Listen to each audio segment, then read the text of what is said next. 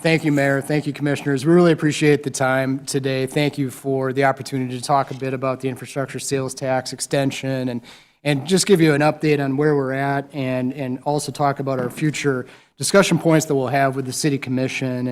And so we just, again, really appreciate you being here and making the time for this. But really wanted to continue that discussion today about the Fargo sales tax extension for infrastructure. Really what we're talking about is the future of Fargo's foundation. And by that we mean our roads, our water, our sewer system. Really the most important takeaway we have today is that this is not a new tax. This is simply an extension of an existing tax, and one that has been really, really important for Fargo for the last 20 years. And it's one that this proposed extension will continue to do lots of good work for the citizens of Fargo and the businesses of Fargo. We don't want to have any kind of gap in our essential services and a gap in projects that we've been able to deliver for the residents and the businesses for the last couple of decades. And so we're not just talking about this year, we're really planning for our future and our needs to provide for safe and reliable infrastructure, again, to these residents, businesses, and importantly to our visitors. Our visitors to Fargo also participate in a way in the sales tax with the funding and the rehabilitation of these systems. And so today we're going to talk about that kind of long-range planning, that long-range analysis, and then give you a snapshot of some of the things that we want to be doing in the next 20 years with the sales tax extension, if approved by the voters. Just by way of example, engineering alone, you think about our department in engineering, we're programming out on a 4-year horizon line. That is something that we think is a real strong attribute of Fargo's team, is really planning for the future and really thinking about what it is we need to do. So our presenters today, you're going to hear from our technical teams, Tom Nachmus, our city engineer, Troy Hall, our water utility director, as well as Jim Hassau, our water reclamation or wastewater utility director. And so in each of these presentations, you're going to hear and see as well their respective technical knowledge and expertise, but there's a lot of passion, there's a lot of dedication within our technical teams for delivering the absolute best that we possibly can for Fargo, and you're going to hear that, you're going to see that in some of the slides that they're going to present today. But this is really about safety, it's about reliability, and it's about positioning Fargo in the best possible way we can for the future. And our team is one that really cares. It's a team that is happy to jump in, happy to serve the citizens of Fargo, and I really want to thank them for all of their efforts, all of their work every single day. They have great teams behind them, but you're going to hear lots of great things from them today. So our agenda today, we certainly want to start first with the history of the funding and our future needs to continue to provide safe and reliable infrastructure. And perhaps most importantly, we also want to talk about the financial impact on our residents as well as our businesses if the extension is not successful. I'm going to come back, I'll kind of close with a summary on the proposed next steps, but we're going to make sure that we pause as we're at the end of each of the utility presentations to make sure that each section is covered carefully and thoroughly so that you get an opportunity to receive that information in as clear of a way as possible. So this is the language. This is the infrastructure sales tax purpose. Transparency is really key, and as you can see, these funds are legally restricted to core needs in the city of Fargo. They are in fact strictly dedicated to streets, water supply, water treatment, sewage, and flood control, ensuring safe and reliable infrastructure. So we put this language here just to illustrate for you that there isn't a lot of gray here. This says exactly what we're to do, and this is exactly what we have done over the last 20 years and the things that we want to keep doing here in the city of Fargo well into the future. So this is just a sales tax summary in the city of Fargo. We know that cost of living matters, and we know that our Fargo local tax rate of 2.25% is comparable to other large cities in North Dakota. Our local tax is comprised of 1% for flood control, a 1/4 cent for public safety, and a 1% infrastructure tax, which will all be discussed today. So this slide shows you in totality what that looks like. A yes vote for the infrastructure sales tax maintains where we're at today, and it's one that positions Fargo for the future and our future success. But this just gives you that kind of summary at a high level of where we're at and what we look like. When we look at our sales tax and where it comes from, we know that we are an economic hub. We are a region in our kind of part of North Dakota that we support thousands of visitors on our roads. We support thousands of employees that are working for our industries and our businesses in Fargo. And these utility systems are really well supported by our residents, but they also are heavily relied upon by the people, not only within Fargo, Moorhead, West Fargo, but also a trade area that, as you can see, contributes significantly, not only to the wear and tear on the facilities and on our utilities and our systems, but it's really something that really has to be supported by a larger regional conglomerate. And we're really proud of that because when you think about it and you step back, we're able to get a lot done with a lot of participation from a lot of people. So it's an intuitive tax. It's one that's made a lot of sense over time. But most importantly, that wear and tear then doesn't fall solely on the shoulders of the Fargo residents and businesses. And we think that that's a very, very important feature. In fact, we believe is the only tool that allows us to spread that cost to as many people as possible who are contributing to that wear and tear while supporting the economic hub, supporting the economic vitality of the Fargo metro area. So where does the sales tax come from? How is it funded? In 2025, this penny tax generated approximately $34 million to the core infrastructure. This benefited all areas of Fargo, not just growth, not just localized areas. The funding touches nearly every neighborhood, every road, every bit of water and sewer repair and infrastructure citywide. And so you're going to see this illustrated in a future slide. So from north to south, east to west, from the Broadway project to the north, all the way to the southwest area where we were just this morning, meeting with the chamber at I-Bailey, we touch really every single corner of Fargo. And so I just share that we are everywhere with the sales tax, and it's not just localized only to downtown, only to North Fargo, only to South Fargo. It is, in fact, everywhere. So with that, we will start first with a conversation about Fargo streets. We'll have Tom Knockmoose speak to that. When I close at the end, I also want to talk about where we are relative in Fargo to other major cities in North Dakota. What we do in Fargo is not unique in terms of rate. We are not uncommon in how we fund infrastructure. We're utilizing that sales tax. And so when we come back, I'll summarize that in the closeout. But please know that you've been well cared for in the stewardship of these dollars over the last 2 decades, and we want to keep that progress going. So with that, I'll turn it over to Tom, who will talk about streets. Then we'll go to Troy and Jim after that. Thank you. Good afternoon. First, I want to talk about pavement and how we measure the quality of our pavement. So pavement condition is measurable. And so the way in which we do that, all city streets are driven by a specialized vehicle. That vehicle has multiple sensors that measure the quality of the ride and the pavement condition index. There's a standard that's used across the industry for this to be sure that we are considering apples to apples, not apples and oranges. And so we've done the survey a number of times, but most recently in 2017, 2021, and again 2025. We have not yet received the data from our 2025 survey, but hoping to get that relatively soon. So the way we do that is we calculate pavement condition index by calculating or capturing the distress type, the distress quantity, and the distress severity. All those things factor into a pavement condition index, which ultimately gives us a score. And then that score can kind of be broken out into different categories of pavement quality. And I'll give you a couple examples of that. So here would be an example of a roadway that is poor condition. And so rating a 45 PCI. You can imagine yourself driving down that street. You're likely going to feel a number of those potholes along there. The ride might not be very comfortable, but again, that's what a typical 45 might look like. So in that range, typically within our industry, less than 40 is considered failed, that pavement has failed, and so this is getting pretty close to that point. And so we really have 2 options at a PCI rating of 45. We could do a major rehab, which would be a considerable investment in something like this, or sometimes it is a wait and let it completely fail before we reconstruct. And those are some of those scenarios that we look at commonly amongst our roadway system. Here's a better example of what we hopefully have around our city. So this is at an 81, and the reason why it's not 100, it looks really good. You can see a transverse crack kind of lower in that image. As you can imagine, in an established part of the neighborhood like this, we might have some settlement or some cracking that's taking place, maybe a random pothole or 2 along that roadway. But again, something like that is sitting in the range of an 81. And so our strategy there would be doing something like seal coat. It's a minimal pavement preservation technique that just really extends the life of that pavement.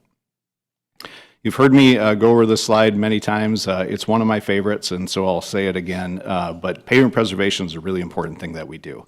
But what that is it's just a proactive, cost-effective strategy where we use timely maintenance treatments to maximize the value of our public investments by extending the life of the pavement. So typically, pavement drops in quality by about 15% in the first 40% of its life, but that next 15% of pavement life, it has about a 40% drop in quality. And so capturing a dollar, spending a dollar at the right place would otherwise cost us $8 if we delay it. And so a number of ways that we perform or we handle these pavement preservation techniques. Simplest way is crack sealing on asphalt roadways. We also do seal coats, typically taking place once every 8 years. And mill and overlays really varies on the pavement type or the roadway type, but varies from about 12 to every 25 years. And then on concrete roadways, we do partial depth repairs and full depth repairs. And here are just a couple examples of where we've done those types of projects and what the condition was before and after those improvements. I want to define roadway classifications because I am going to reference this by pavement condition index. And so first of all, an arterial roadway typically spaced every mile throughout our city on section line roads. They operate in a grid-like pattern. In this image here, it's 40th Avenue South, Veterans Boulevard, 52nd Avenue South, and 45th Street. These are typically major roadways, many lanes, controlled access, things like that. Thomas, could I just ask a quick, if you Absolutely. went back a slide and look at the street you were 32nd or whichever there, is that pavement or cement or concrete? This is concrete pavement. And do you use them interchangeably or not? Or when you're So are you asking where we use asphalt pavement or concrete pavement? You're saying pavement, but I'm looking at concrete pictures type as examples. Do you use those words interchangeably? Yeah, good question. Pavement is the overarching term of roadway pavement, and then we can break it down into whether it's concrete pavement or asphalt pavement. Those are the two types that we have. Good question. So again, arterials, next we step down to collectors. You can see those in the images here. Usually intermediate spacing. In this image, because of the drain running in the center of this section, north and south, we end up with two collectors running on each side of that, running north and south. But they are really the link between the local roadways and the arterial roadways. So the local roads, those are residential streets. That's where we live. And again, I think you understand what that is.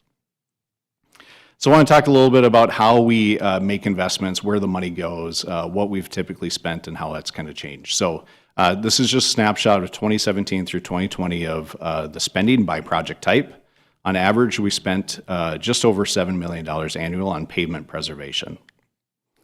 Now, what happened during that time, though, like I mentioned earlier, we've done a number of pavement condition surveys, and so we know what the quality of our pavement is. So back in 2016, you can see what that is based on local collector arterial, and then all pavement lumped together. And so we go forward, we do another survey in 2021, we get those results, and we see our local pavement declined by 0.17 points. We see that our collector pavement decreased by just over 5 points.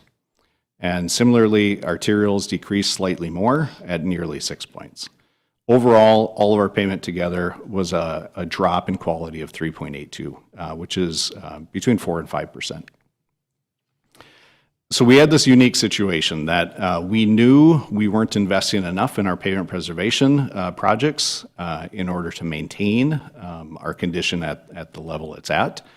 And we had this really unique situation where we had the introduction of prairie dog funds at that time. And so that really allowed us to increase our annual investment and work in an effort to stabilize our pavement condition. And so that's what we did. We ramped up in 2021, and you can see a very significant jump in funding in the years 22 through 25. Over that 5-year period, we averaged just over $15 million a year in pavement preservation projects. And so here's what happened, is that between 2016 and 2020, we spent about $7 million a year. We saw a drop in pavement condition. From 21 to 25, we nearly doubled, we over doubled what we were spending annually on pavement preservation. Unfortunately, I don't have the results yet of what that pavement condition survey says. That wasn't meant to sound like Family Feud there. We have a program in which we load all this information in. It measures what we can anticipate for deterioration in pavement, and it gives us a realistic estimate of what that value is. What we're calculating it to be is we believe we've gotten back to that 2016 mark. Ultimately, the survey will tell us whether that is true or not. But really, the point in sharing this is that once pavement condition drops in quality, it takes a lot of money to restore it back to what it originally was. And so this is why I talk so much about pavement preservation, because again, if we don't spend the dollar now, it turns into $8 later. And so it's really important to not delay this type of work. So I want to talk a little bit about sales tax, the history, and how we project that need. Unfortunately, and you've seen me share this slide a number of times in capital improvement plan presentations. Currently, the needs shown in orange here are anticipated to outpace the revenues. And ultimately, what's happening because of that is we have a diminishing fund balance. One note I also want to make is that the needs across water reclamation, and streets really varies from year to year. And so I would encourage that if the sales tax does get passed by our residents, that the city commission understand that and allow it to be flexible and determine on an annual basis where that need is and adjust it accordingly. So this one, I'm going to step through this. There are several different funding sources that we rely on for the preservation and improvement of our infrastructure. The pie chart that I'm going to show summarizes what those anticipated funding sources are for years 2026 through 2029. And as a note, this does not include flood control, new development, or alley paving projects. So the largest share of funding actually comes from outside sources, most commonly federal funds and grants, and it accounts for 31% of the overall funding. Now, these funds are extremely valuable, but in recent years, they've become less predictable.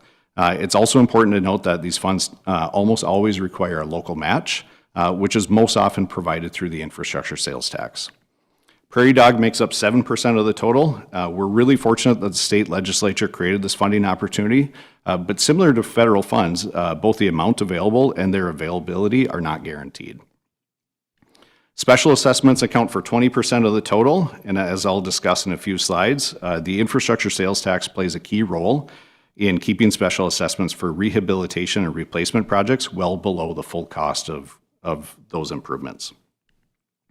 The infrastructure sales tax itself represents 17% of the total funding. While it's not the largest single slice, it's really the most important. It provides a local match required to secure outside funding. It helps us reduce the burden of special assessments on property owners. And most importantly, it offers a stable and predictable revenue source that allows us to plan for long-term capital improvements. Utility funds make up the remaining 25%. That includes 3% for the street light and traffic control device utility, 6% from the storm sewer utility, 8% from the water reclamation utility, and 8% from the water utility. It's also important to note that no property tax revenues are used to fund the engineering CIP. Ultimately, overall, this diverse funding model depends on infrastructure sales tax as its foundation. The sales tax allows us to leverage outside funding, reduce financial impacts on residents and businesses, and helps us maintain a predictable long-term approach to infrastructure investment. These are really the four funding sources we rely on most heavily for street preservation, and really sales tax reduces the amount that would otherwise be paid through special assessments to maintain and reconstruct our streets. As I've talked about, the way in which we fund our streets, like a preservation project like Mill and Overlay, 50% of the project is special assessed, the remaining 50% is funded through sales tax. So for an average property on a Mill and Overlay project, because we have sales tax, the amount of special assessments to that property is typically about $2,000. Without sales tax, that would double to $4,000. Similarly, for a street reconstruction project, we cap the amount per front foot that gets special assessed, and any remaining portion is funded through the infrastructure sales tax. Now, this one is more significant because the street reconstruction is much more expensive than a mill and overlay. But a typical property in 2025 saw an assessment for the street, the paving portion of about $5,600. And it's that value because sales tax allows it to be lower than the true cost. If sales tax didn't exist and we had to special assess the full cost, that would increase by more than sevenfold to $41,400 for a typical property. So where has the sales tax been used on streets? The answer is pretty simple, nearly everywhere. It's been used citywide to fund pavement preservation, rehabilitation, and reconstruction projects. The map on the right-hand side of the screen here shows every street that's received funding through the Fargo's infrastructure sales tax in recent history. You can see that it touches nearly every street on that map. So what would happen without the infrastructure sales tax for streets? It would be impactful to Fargo residents and businesses. They would likely see higher special assessments, higher utility rates, and a declining pavement condition. As we've talked about, the full burden of funding the core infrastructure within Fargo would fall on the Fargo residents and businesses with no support for non-residents if the sales tax is not extended. And with that, happy to take any questions. Hand it over to Troy.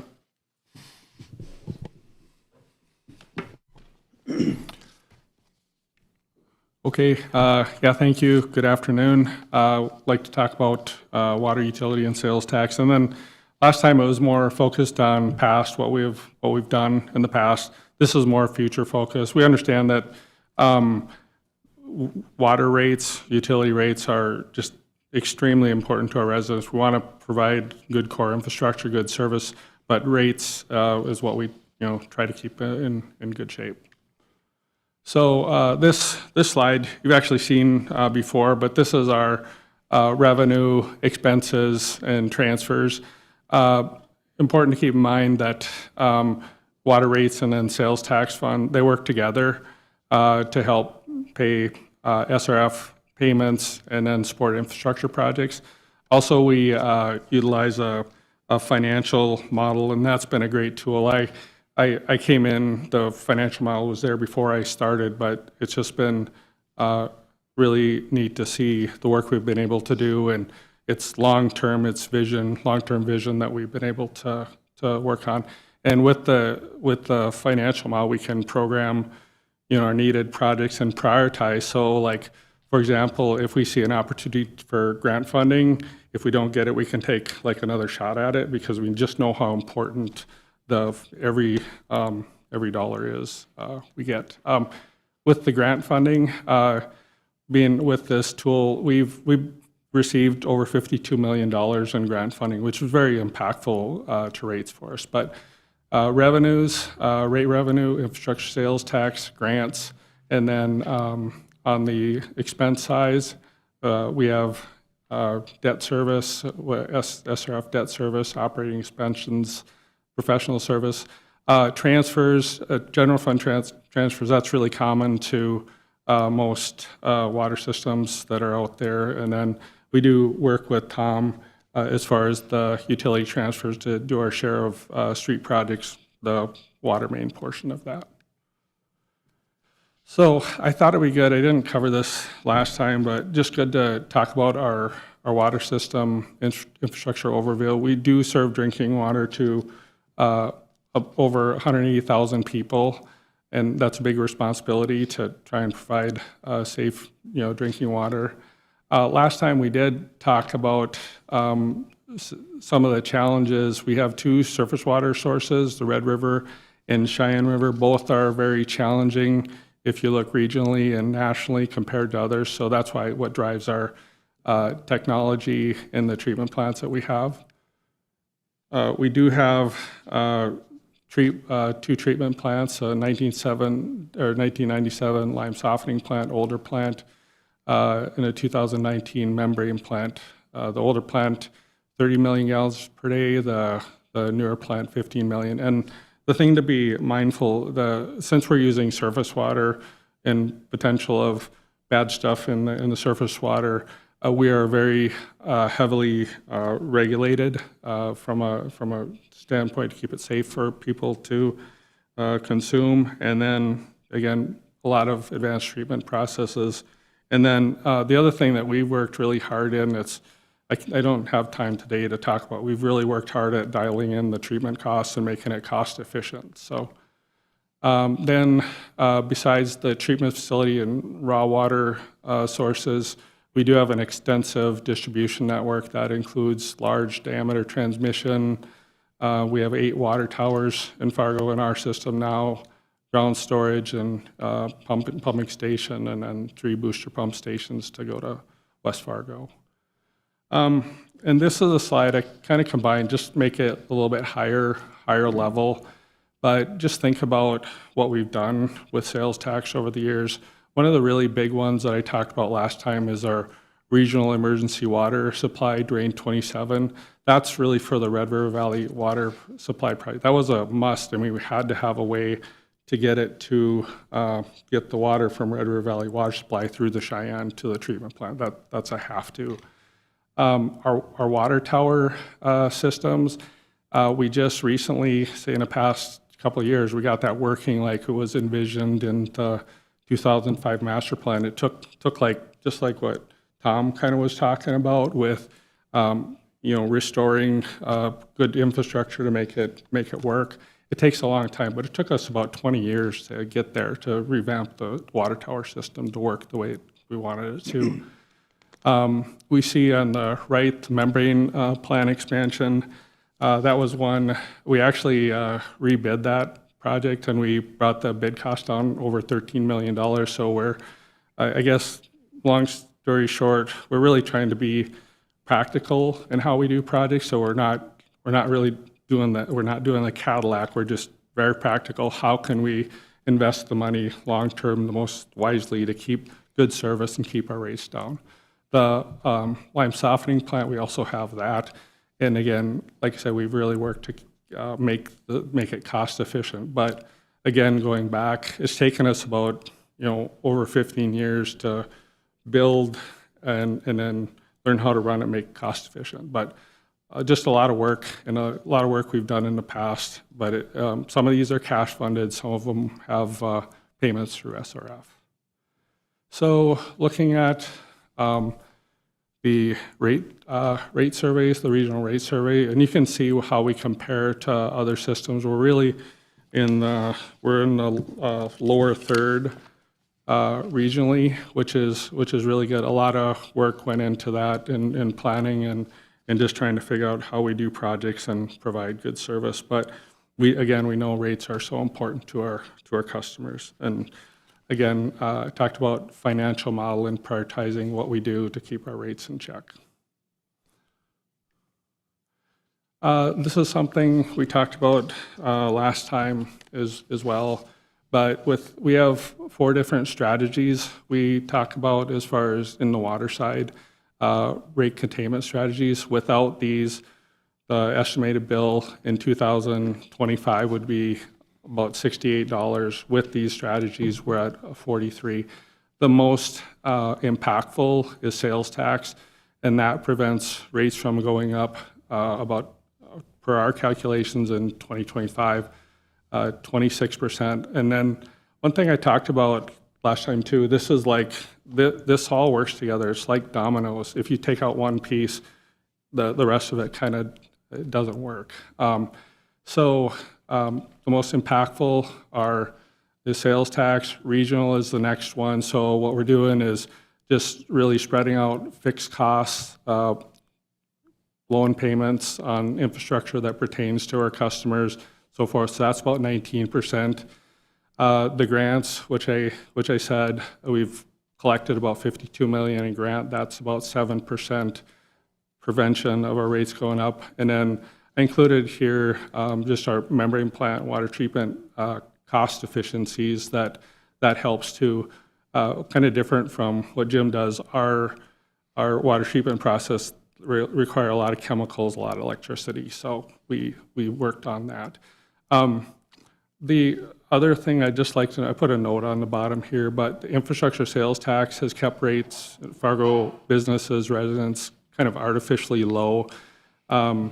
It's currently part of our revenue stream, and since we didn't have like many rate increases for probably the first 15 years of or first over 10 years anyway, we've really kind of tapped out as part of our revenue stream. So, prudent water rate increases will be needed even with the sales tax. So Troy, bear with Yes, me. sir. I see in here the very clearly the residential information. I don't see any commercial, mixed-use commercial, how that all compares or looks to, Right.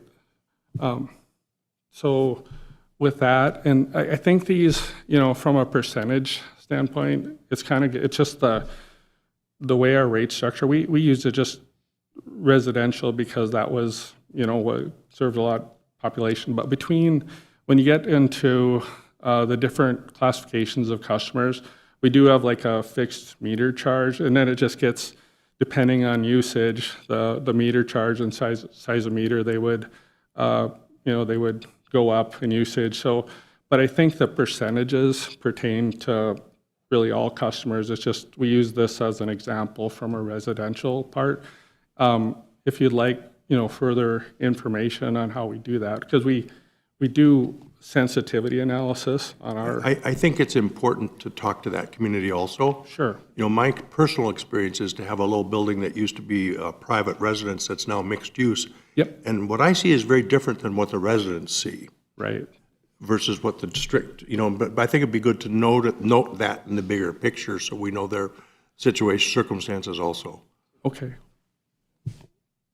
Can I follow up at some point with it? Okay, very good. Thank you. So again, with our rate containment on our residential, the infrastructure sales tax, that's the most impactful. And it all works together.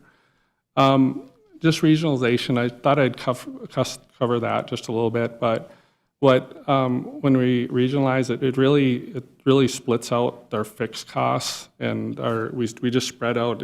It changes the denominator of who pays for it on our more fixed. But with regionalization, the benefit really reduced overall cost to ratepayers. You could also think of it as a state level, because like if we work together, if we have one water treatment plant versus 3, it saves it saves a lot of work from the state level. It also improves reliability, economy of scale, and that's what we're talking about, spreading out the cost. Also, I talked about the grant stuff that we received, about $52 million in grant funding in the past 15 years. About 41 million of that is actually has to do with regionalization. Also, we share in resources such as in Red River Valley water supply, such as Cheyenne River permits and Lake Ashtabula. The one thing I'd just like to sort of correct, because I got asked about it last time, but I didn't really have a good answer. I learned a little bit more, but Cass Rural Water District, they have over 5,000 water meter connections to Fargo residents and businesses. So most of the water we sell to Cass Rural actually goes to Fargo residents and businesses. And then the way the boundaries work, so all our growth area to the south is really in Cass Rural territory, and that's a state law. Their boundaries are set by law. So with the Cass Rural, again, most of their water is actually going to the City of Fargo residents. But I didn't, until I sat down with them, I didn't understand that, so I learned a little bit. So. And then this, moving forward, as far as the Red River Valley water supply project, that's the largest, biggest project that we have, most important from a drought supply, because people that work with Red River Valley water supply, such as Mayor and Commissioner Pepcorn, know that economic impact of not having water is just not good. So we're working on that project. It's under construction. This is the exact slide that Senator Hoven used a few weeks ago, and he's trying to get, or he's delivered some federal funding and then working on more, but just bring down to all our customers. But this is probably the biggest thing is we will have payments moving forward on this project. So just talk about the need for sales tax extension moving forward. So payments for past projects. I showed you a slide of some of the work we've done, and some of those projects have been, they support, the sales tax would support the loan payment. So we've been able to get really good loan terms, 2% for 20 to 30 years, 2% money. That's really good. And then the thing I tried to mention last time is the state of North Dakota, we're kind of unique in being able to get these loan terms with the state. So if you go to like Minnesota, I'm not trying to pick on other states, but it's way more competitive, way more challenging to get this kind of loan terms. And then same with South Dakota, much, interest rates. So it's a really big advantage to that. So we've been able to build multi-generational projects, but at the same time, since we've worked on that proactively looking into the future, we do have to pay that back. So we, just that part of it. Known improvements still needed. Residuals facility, I know that residuals, that's a issue for Jim too, working on. High service pumping station, the cast iron water main replacement, that's just really important on working with Tom and engineering on that. Cheyenne water pipeline, lead service line, and then like the lead service line replacement, that's really regulatory driven. If we don't do it, it's not good things for us in the future, 10 years down the road. So, and then drought proofing, I already talked about Red River Valley Water Supply Project, but it's under construction. The Bank of North Dakota has given us great terms as far as payments and interest, the shape debt and so forth. And then the last note on the bottom, the infrastructure sales tax doesn't cover all water system infrastructure expenses, but it significantly helps, keeps our rates regionally low. This is just say if we didn't have sales tax, this is really a look at 2025. We're really in the lower third. If we didn't have sales tax, one thing that, like we talked with Tom, we're able to kind of marry up street projects with water main replacement, so we work together. If the sales tax wasn't there, it'd be much harder from a pavement condition, and we'd kind of have to look at doing projects on our own, so it'd be more expensive and more challenging to do. So that's one issue. And then, like I said, what we've done with sales tax and the loans, it's really dominoes, kind of, it all works together, but the rates would be much higher if we didn't have sales tax. Moving ahead, just again, the need. We've really worked hard at thinking into the future, building good infrastructure. It's going to require maintenance and upkeep down the road, allowing assets to fail, and like Tom was showing, had to pump extra money in for a few years to kind of catch up. Kind of the same thing. If you let it go, it's higher cost to replace. And then another thing with us, water system, again, very highly regulated. So it's not really an option to do less, and it's not really an option. We'll just turn off the water for 3 months if it's just not. Those aren't really. That's unrealistic. But it's just we're highly regulated. We got to keep going. And then the benefit of sales tax. Non-residents, they use our water, they use our streets, they use our water reclamation facilities. So currently they contribute to sales tax and help us out with that. So without the sales tax, all water utility costs would fall on Fargo residents and business. So it's just been a really good tool for us long term. So it would be very valuable moving into the future. So with that, I had any questions?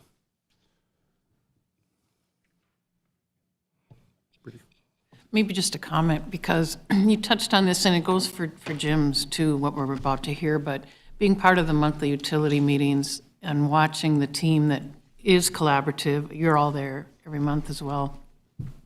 It also allows for that long-term planning, knowing you're going to have a predictable funding revenue source like that. So we can have a 20-year plan to look at growth, to predict growth, but then also have the time to look for more and more efficiencies. And I would argue that we would more than double our utility rates without having those tools in place that are possible because of the funding that's predictable. So, I mean, I just see it every month in the discussion. Yeah, well, thank you. And just wanted, I didn't mention that I was going to, but we are currently doing our first like full master plan since 2005 right now to really Yeah. look into the future and forecast that. So, but, and then we, trying to partner together with others, so.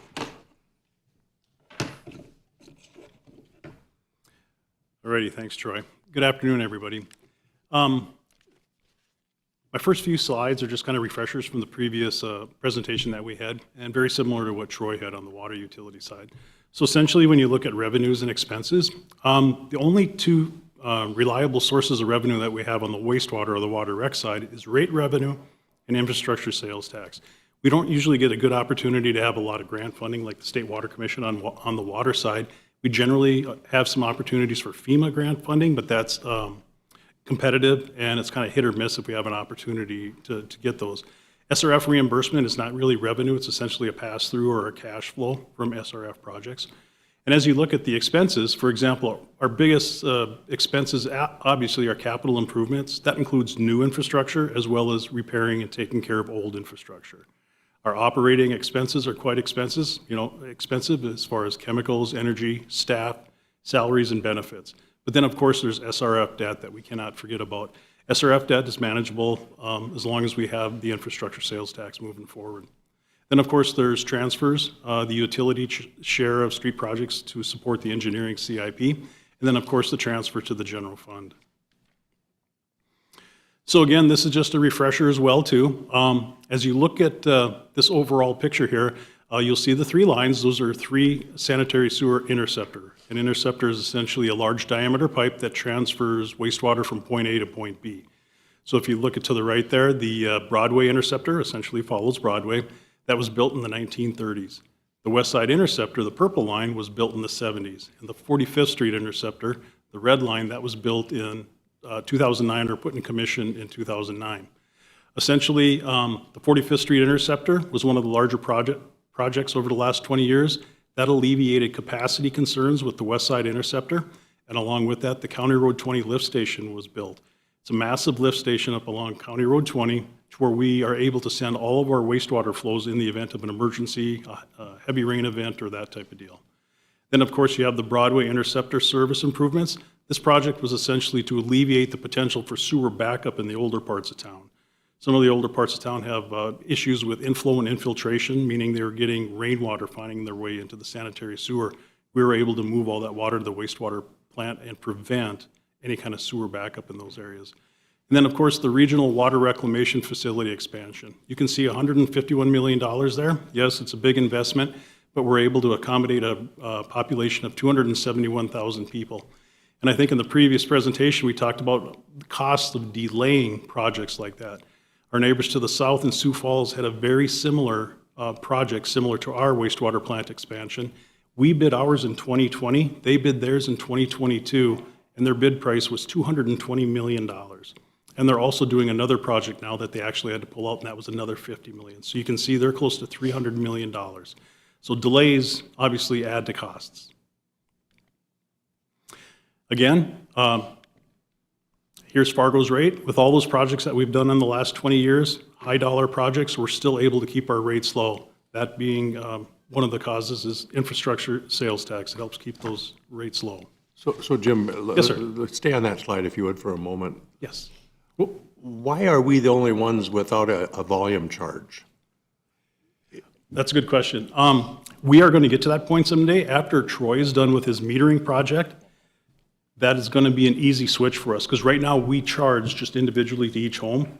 So whether there's 6 people there or whether there's 1 person there, we're charging that $25. But once we get the metering completed with the water plant project, we can actually transition to actually have a metered type rate moving forward. So if we had a mixed use or a commercial business slide, would it look the same?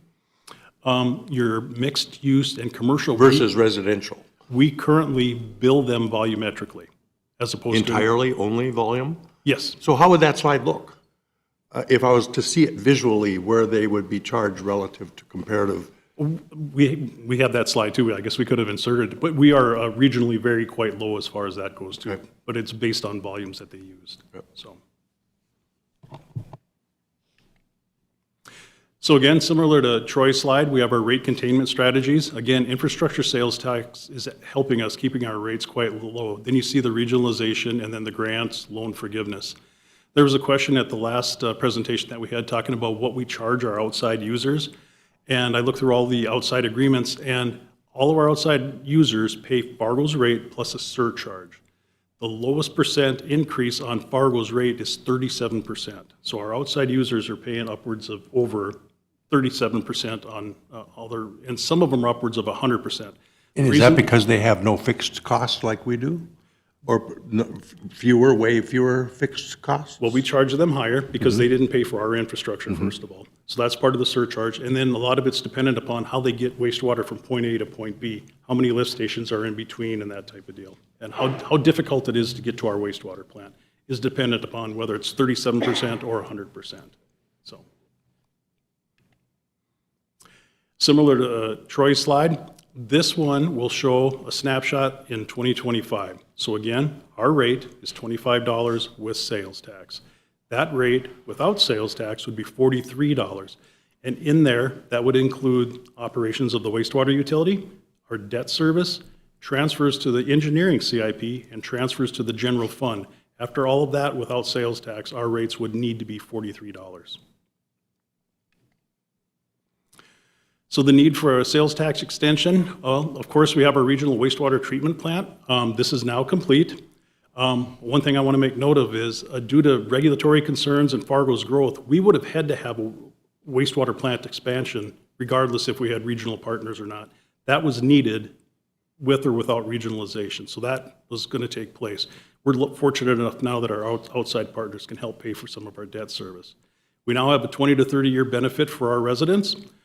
We did utilize low-interest loan for this, but that was essentially to prevent dramatic rate increases. You can imagine a $150 million project, and you're trying to fund that on rates. So those rates would have been jumping up and down quite a bit over those 5 or 7 years of construction. And now moving forward, we do have those loan payments moving forward. They're a known expense.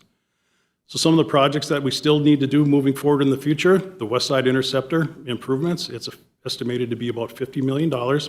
Again, it's one of 3 major interceptors that we have, and it was built in the 70s. We've had some recent failures, and those repairs are upwards of $200,000 to $250,000 a piece. So we need to work with our engineering partners to identify a plan of repairing that interceptor. We also have treatment facility solids project. Essentially, that's estimated at $30 million. We're looking at automation, technology improvements, as well as safety improvements. Then we have our ordinary O&M. We have 73 sanitary lift stations, and they generally last about 20 to 25 years, so we try to rehab 3 to 4 of them each year. Then, of course, we have hundreds of miles of collection system maintenance, and then, of course, extensions to support Fargo growth. Regulatory requirements, just like Troy, we are driven by a lot of our permits and our requirements by our regulators. So our permits essentially drive these requirements that must be followed. Sometimes these requirements require infrastructure improvements. For example, if they would change our discharge permit in the next 5 years and tell us we need to be more strict on nitrogen, phosphorus, or ammonia, that would increase costs as far as infrastructure. Or something very difficult to remove like PFAS would be another concern. And then failure to comply with this could result in significant penalties or fines. So generally, infrastructure sales tax does not cover all wastewater expenses, but it does keep our rates regionally low. And like my partners are saying up here, non-residents benefit from Fargo infrastructure. With Fargo infrastructure sales tax, non-residents will contribute. Without infrastructure sales tax, all utility costs will fall on Fargo residents and businesses. And one thing to note, water and water rec really don't have the luxury of doing less. In fact, we anticipate in doing more each year. When they turn on the tap, they expect good water. When they flush, they expect their basements not to get full. And we expect that as well, too. So that's one of the things, we just want the resources to be able to capitalize on that as well. So with that. All right, well, thank you very much to Jim and Troy and Tom for presenting this afternoon. I think you heard it, Commissioners, directly from our utility leads, that resiliency in the funding model, that reliability in the funding model is paramount. If we don't have that reliability, we know exactly where those costs have to fall, and unfortunately, it's going to be on our Fargo residents and our Fargo businesses universally and unilaterally without the participation of others who are also contributing to the wear and tear on our system. So I just want to summarize with a few last slides, but just really want to thank our presenters here today. Also highlighting that, again, I mentioned this earlier, what we're doing in Fargo is really not unique relative to the other larger cities in North Dakota. I can tell you that West Fargo, in addition to the state and the county taxes, also has a 2.5% local, like Fargo is 2.25. Minot is at 2%, Grand Forks 2.25, just like Fargo, Bismarck 2%. So again, it's really not unique. It's really not all that new about what we're doing here in Fargo. In fact, we believe this infrastructure sales tax is really the absolute number one tool that we have at our disposal to containing our utility rates. It is the most important tool because it allows us to keep the monthly water and sewer bills much, much lower by providing that steady stream of capital and working revenues. So that's going to help us also secure federal grants. We didn't talk a lot about that today, but please know that we are always looking for federal grants and opportunities, as well as the loan forgiveness programs, the SRF program, for example, to try bring even more outside revenues, more outside dollars to Fargo to help benefit our businesses and our residents. But every single day, this infrastructure sales tax has provided that predictable and thoughtful way to invest in Fargo's infrastructure and invest in Fargo's future. We think it's the most responsible thing that we can do as we look to the future. So as we look to the future, we know that this is a very, very critical thing. Again, we're talking about $34 million in sales tax that has been generated that's really allowed the city to fund these necessary core infrastructure projects while sharing in the cost with the visitors that come and visit the community, that also contribute to the system's degradation. So if the 1 cent sales tax would end, we know, and we hope we've been able to communicate that today, that work would not end. It would not simply go away with the expiration of the sales tax. And in fact, that bill would just get shifted. It would get shifted to some other payers that frankly would not have as many of the tools to pay for that cost of that infrastructure. It would result in a larger reliance on special assessments, and that's something that this commission has talked about for several years, that we want to try remove that burden of special assessments, especially on fixed income seniors, as well as those in our core neighborhoods throughout Fargo. So we think that this is really an opportunity for us to share that cost with many, many payers in a shared sales tax model versus having just a few people more heavily face that burden on those responsibilities of cost. So we think the choice is clear, and it's one that we want to make sure that we're communicating clearly to the public as we get ready for the future.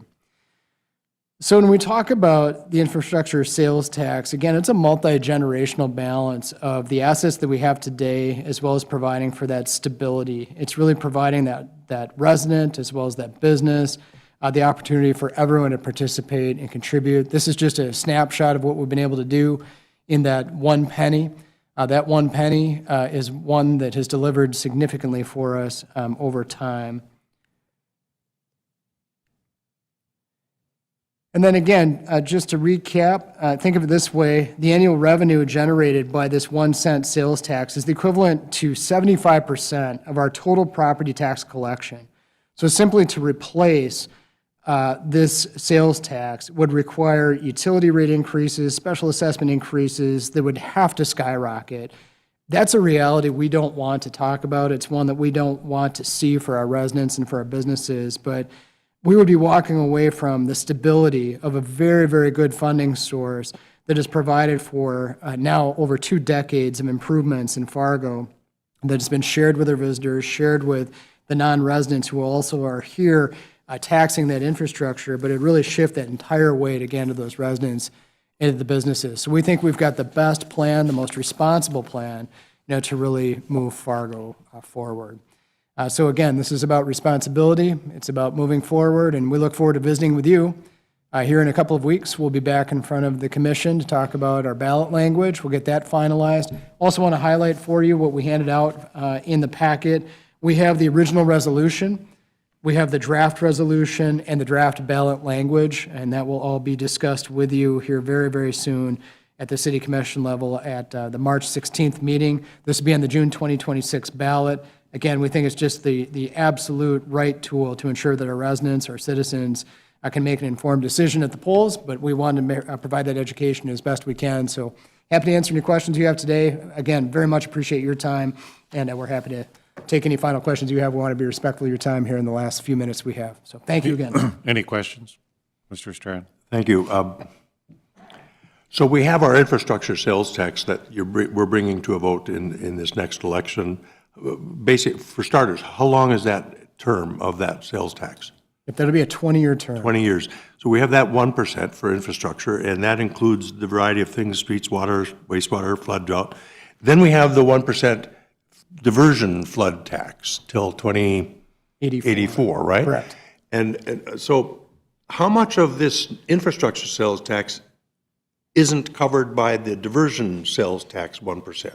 I'm confused about the two and where they overlap. I'm also wondering about the timeline of if the diversion fund gets paid off earlier, does that create space or room, or just looking at how that lays how those lie going forward? Yeah, absolutely. So thank you, Commissioner, for the question. So the emphasis we want to make on that $0.25 dedicated to the flood protection as well as the water supply project is that the water supply project is at a really critical point right now. We've been in front of the builders as well as the chamber seeking their support, not only for this measure, but really talking about the future of that project. It's not going to be too many years from now that we will hopefully bring that western water to eastern North Dakota vis-a-vis the Cheyenne River. And so we have to have that stability of revenue in that model to be able to fund that improvement. Fargo has been advance funding a lot of those improvements for our other partner entities. And so in that case, on a $1.4 billion project with water supply, we're responsible for a significant chunk of that project. And so we're emphasizing that today and tomorrow. But the language as presented back in 206, and the language that we presented again, provides that flexibility. If in the future, for example, we would have a levee, a flood wall, perhaps some other infrastructure related to our in-town flood protection, where we still have to flow 37 feet through town to be able to operate the diversion project, still allows us to be able to come back without going to the property tax to make that improvement. What we've learned with flood walls is that they don't last forever. We try to build as resilient as we can, but failures can and do happen. And so we would need to make sure that we're trying to think on the horizon line to prevent those failures and making sure that we're investing in that infrastructure. So if we need that at year 15 in the next iteration of this sales tax, we've got to have that flexibility, and that's what that language provides us. But no doubt that this commission, as well as the Diversion Authority, will have lots of discussions about what does advance funding look like on the 2084 tax. If they're able to retire that debt early, what will that mean on the 2084? But we know that we need sales tax support for water supply and for any kind of other incidental improvements to our flood control systems within Fargo over the next 20 years. I always appreciate. The dedicated tax for flood by the county and by the city, John, those are written such that if the debt is paid off on the diversion, they would go away before 84. This tax is a 20-year tax regardless of what happens to that. So the flexibility will come in the flood tax is that some people are predicting even now it might be done by 54. So that is, we get that flexibility. It really depends how much our sales tax grows, our sales tax amount, which is -3 right now. But if that goes back to a 3 to 4% clip on a yearly basis, it could be paid off earlier. So here's my last question, I think. At what point and how would we ever modify the definition of infrastructure? Like, for example, in my mind, someday, maybe today, housing is infrastructure. Transit is infrastructure. And at what point are we able to address other infrastructure needs or get them into this mix to be considered for this approach financially? So Commissioner Strand and Commissioners, it's a fair question. What we're talking about today is really the conventional infrastructure, right? You know, that we've really focused on for the last 20 years. The future city commission in 2030, 2035 could always advance and consider other local option sales taxes. We have been really thoughtful and considerate in trying to keep this as narrowly focused as possible so that that voter knows exactly what they're getting. I think the thing that we've learned, certainly in our other sales tax measures, is that the more specificity, the better, because it doesn't allow for any confusion, doesn't allow for any kind of question about what we're going to do with those proceeds. So if there would be questions about things like housing, like childcare, like other matters, those would be separate matters, likely not considered within this. We had a question similar to that this morning at the Chamber Public Policy Committee. And frankly, we've learned that the best thing that we did in 2006, and a credit to Mayor Furness and the commissioners at the time, Commissioner Mahoney at the time, Commissioner Wimmer, and others, is that it was narrowly defined so that people knew exactly what they were getting. But at any given time, future commissions could certainly talk about other sales taxes. But today, we really want to focus on the infrastructure that has benefited Fargo residents and businesses. Any other questions? Excellent presentation. I think the department heads have to be congratulated. You've worked really hard on this. I know all three of you on your departments have been working very hard on it. The other thing I want to say on is you've had a very, in 206, it was not known how much everything would cost. I mean, and Tom, you and I know streets have gone up quite a bit. Never had the ideas of how much concrete would cost and all the things that have cost us. But the same thing with Troy as we got into membrane and got into things in 206 we didn't know that now we know, but we also found some efficiency. And I think wastewater, if anybody ever tours the plant to see the end product when you guys are done, it's just unbelievable how many advances you've made and to decrease the smell and decrease the issues we usually have in a wastewater plant. But again, Mike, I want to say the team did an excellent job of presenting this, an excellent job. I think to the public, we presented to the chamber today, got a good positive response to that, and the chamber is going to help in some ways help get the message out. Let's renew this tax. So I think we have to do our part. Mr. Strand. This election will be in June. The final deadline to file for ballots and stuff is 60 days before that, and so on. So the time clock is running. And if I recall, we as a government subdivision entity cannot advertise and promote and market for a vote on a tax. Who's going to handle that on our behalf? How are we going to have the marketing, the communication, the narrative put out to the public? Do we have an entity that will carry that ball for us or promote that for us? Because it's not on our shoulders, we can't, as I understand it. Yeah, correct. Thank you, Commissioner, for that question. So we have worked historically with many partners to help us tell our story too. We can educate, we can inform, we can be collaborative, but you're correct. We cannot organize our own Vote Yes committee. We really have to rely on others to do that for us.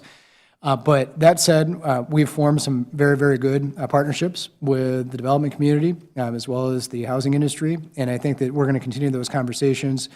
We are looking to partner in a coalition model to help tell the story so that they can go out and work those issues on our behalf. Because yes, we want to be respectful of the law, no question about it, but then we also need to be able to candidly and unequivocally say what we've been able to do with these dollars over the last 20 years. And so part of our visits like we've had over the last 2 weeks, we were at the Chamber board meeting last Thursday, we're at the Chamber Public Policy Committee meeting today, we'll be in touch with the Home Builders Association hopefully tomorrow, is to do just that. Can you help us either with your own efforts or with other friends that you have in getting the word out? Because we think the value proposition here is a strong one, not only for the businesses and the community, but as well as for those stakeholders that are members of those types of organizations. We think this is the best way that we get this done because we don't want to have to default back to the special assessments or to those large property tax reliances to be able to get the job done. We know that the work will continue.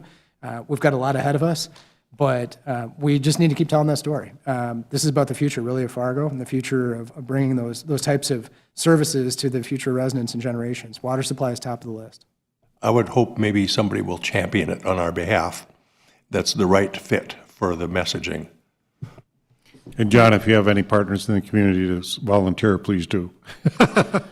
Mike, so another important point, I think, is when we look for those champions, and we heard it today, which was very important, I thought, and powerful from the chamber that said drought and flood protection have been a top priority and aligned with their mission for many years. And so where we can tap into what is important as priorities and aligned with mission in those groups that we're working with, all the more powerful, right? And so it was just a really nice comment to hear from the chamber this morning. Yeah, commissioners, thank you for your time today. We really appreciate your time. So thank you.